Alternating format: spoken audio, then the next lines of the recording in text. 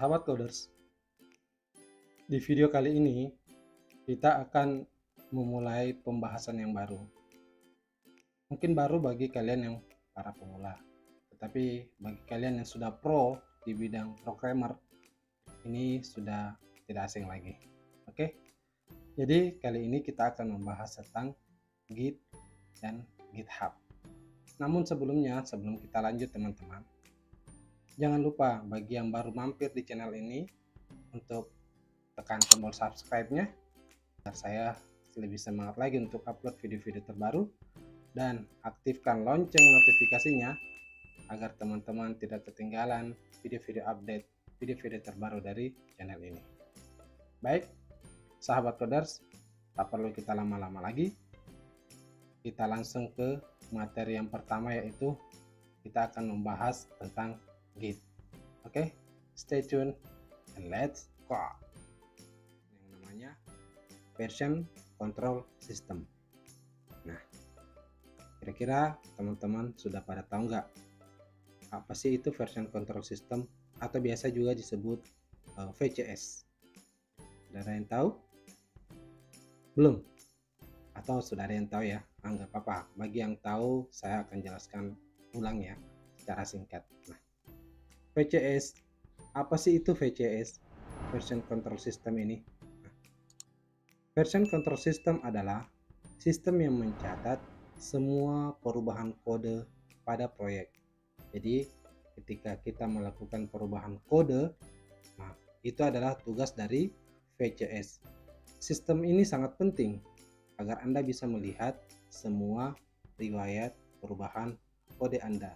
Nah, jadi kalau teman-teman melakukan perubahan, teman-teman bisa melihat riwayat perubahannya. Kapan sih itu dirubah? Siapa yang mengubahnya ya? Nah, ini tugas daripada VCS. Nah, ini makanya VCS ini sangat penting buat kalian para programmer ya. Jadi kalian wajib tahu VCS itu apa sih ya. Nah, manfaatnya adalah sebuah sistem penyimpanan perubahan data source code. Nah, lihat kan manfaatnya, kita bisa menyimpan perubahan data, bisa menyimpan data atau source code ya. Manfaat yang lain, memungkinkan untuk bekerja berkolaborasi dengan baik. Nah, maksudnya kolaborasi ini kerja tim. Kita misalkan membuat proyek terdiri dari 3 anggota. Jadi si A melakukan yang ini, si B melakukan yang ini, dan si C yang melakukan yang ini. Jadi kita bisa saling berkolaborasi. Dengan adanya VCS ini sangat memungkinkan untuk kita bekerja bersama-sama ya. Kemudian manfaat selanjutnya, mengetahui siapa sih yang melakukan dan kapan sebuah perubahan itu dilakukan. Nah, ini fungsi dari manfaat dari VCS. Jadi kita bisa tahu siapa yang merubah dan kapan sih perubahan source code atau kode itu dirubah. Nah, manfaat selanjutnya, memungkinkan kita untuk kembali ke keadaan semula sebelum perubahan. Sebelum kita rubah, kita bisa kembali dulu. Kita bisa ngecek yang mana sih yang harus kita rubah atau sudah benar atau belum ya. Itu tugas dari atau manfaat daripada VCS ini. Version control system ini terbagi dari beberapa jenis, yaitu ada namanya Git ya, ini adalah Git. Kemudian ada juga yang namanya Subversion. Subversion ini juga adalah VCS ya. Kemudian ada juga yang namanya Mercurial. Kemudian ada juga namanya CPS. Tapi kali ini untuk proyek-proyek kita ke depannya, kita akan menggunakan Git ya. Nah, sekarang kita masuk nih. Apa sih itu Git? Untuk apa sih kita pelajari Git? Nah, Git adalah sistem kontrol versi yang terdistribusi gratis dan open source yang dirancang untuk menangani segala sesuatu, mulai dari proyek yang kecil hingga sangat besar dengan kecepatan dan efisiensi. Nah, itu adalah pengertian singkat tentang Git ya. Nah, sebelum kita mengenal yang namanya Git, lihat nih penyimpanan file kita Pertama, kita buat dokumen yang namanya, nama filenya adalah final doc. Kita ajukan proposal atau final kita ini misalnya ke dosen. Ternyata ada revisi, final revisi 1. Kita ubah nama filenya jadi final revisi 1 doc.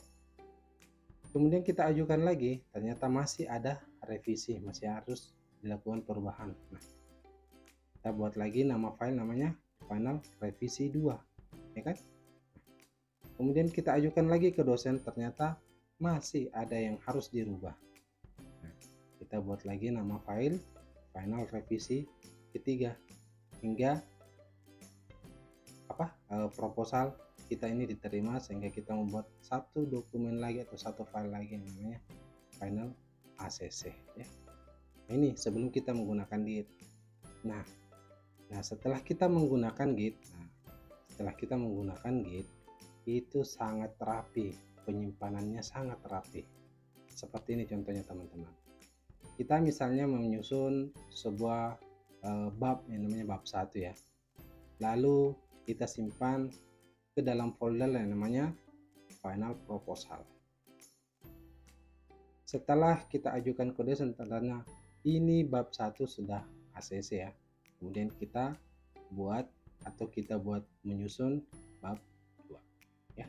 Kita menyusun bab 2 lalu kita simpan lagi ke final proposal, ya. Nah, bab 2 ini setelah kita ajukan ke dosen kita, ternyata ada revisi, teman-teman. Nah, kita buat revisinya lagi, kita ubah, kemudian penyimpanannya tetap 1 ke final proposal. Setelah bab 2 ini ternyata sudah ACC, lalu kita lagi menyusun ke bab berikutnya, itu menyusun bab 3, lalu kita simpan lagi ke final proposal. Gimana teman-teman perbedaan sebelum dan setelah menggunakan Git? Mungkin sampai di sini mungkin teman-teman masih bingung, ya. Buat para pemula, kenapa kita tidak menyimpan atau seperti biasa aja? Iya, karena kalau kita menyimpan seperti biasa sebelum kita menggunakan Git, pasti penyimpanannya amburadul, teman-teman. Kacau, kita ujung-ujungnya bingung. Nah, di revisi ini file yang mana, ya? Kok pasti bingung pastinya. Tapi kalau setelah menggunakan Git seperti ini, teman-teman, ya, setelah kita menggunakan Git, lihat penyimpanannya sangat rapi, sangat terorganisir. Itu yang dilakukan oleh Git. Dia mengorganisir semua perubahan-perubahan kode, semua perubahan-perubahan yang kita lakukan, sehingga kelihatannya tidak amburadul, teman-teman, ya. Itulah kenapa kita penting untuk mempelajari yang namanya Git ini. Kita penting untuk memahami VCS tadi, Version System Control, ya. VCS, Version Control System, ya, yang mengontrol seluruh perubahan-perubahan kode, seluruh perubahan-perubahan script yang kita lakukan, baik itu proyek-proyek yang kecil maupun yang proyek-proyeknya yang berskala besar. Oke, saya rasa cukup sekian, ya teman-teman, ya. Semoga penjelasan yang singkat ini teman-teman bisa tangkap, bisa paham, bisa mengerti apa yang saya maksud, dan jangan berhenti untuk belajar, ya teman-teman, karena ilmu itu luas. Jangan kemana-mana, jangan beralih ke channel yang lain. See you on the next time, see you on the next video, and salam coders pedasi. Jangan lupa teman-teman, coding is fun. Assalamualaikum warahmatullahi wabarakatuh.